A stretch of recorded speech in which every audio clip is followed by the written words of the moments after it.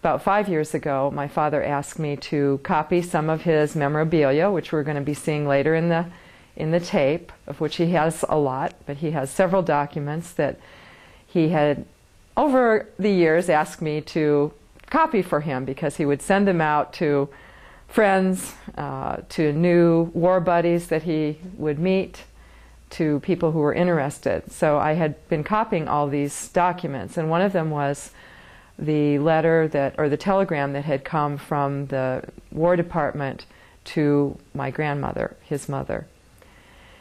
And after that night, I was trying to collate all of the copies for him, and something came up in me, and I ended up writing a poem about it. So I'm going to read that poem right now as the record. And that this poem probably became maybe the focal point for me in thinking about the war and its effects.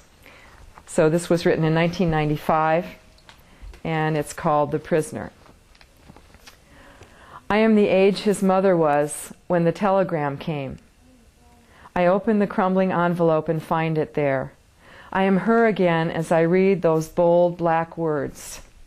So sorry, the plane was lost, shot down over Manchuria. Your son is missing and presumed dead. Many regrets. I see him before me as he left for the war, handsome and young, a farm boy, full of his bravery, yet hayfield green. They all looked like that, happy and cocksure in brown leather jackets, hats off to the side, fighting for the greatest country on earth, fighting for freedom. But the ones who will never come home are already marked. For 50 years, my father has tried to understand why he was blown from the plane, why his life was saved and others perished. It is 4 a.m. I tell my father to turn off his radio, but the war wounds are playing an all-night chess game on his exiled body, advancing across him like the bombers that day over Manchuria. And he is listening for news of his safety, for Russians coming to liberate prisoners of war, for his release. He is listening just as his mother did every night for 9 months after the telegram came.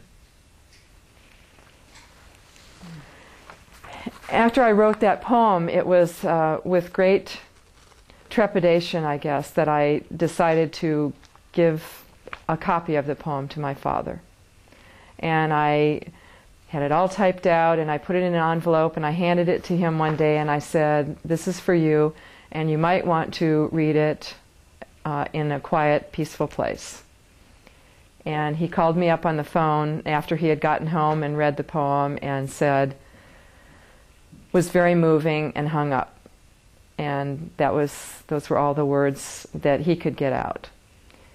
So I realized that, somewhere embedded in this poem is part of his story. And even though I was not part of the experiences at the time that he went through them, at the time that his mother went through them, somehow by being his child, I was able to intuitively, I think, pull out some real essential emotional components of war. And I realized also from that poem that even the ones who did come home in some way some part of them didn't ever come home.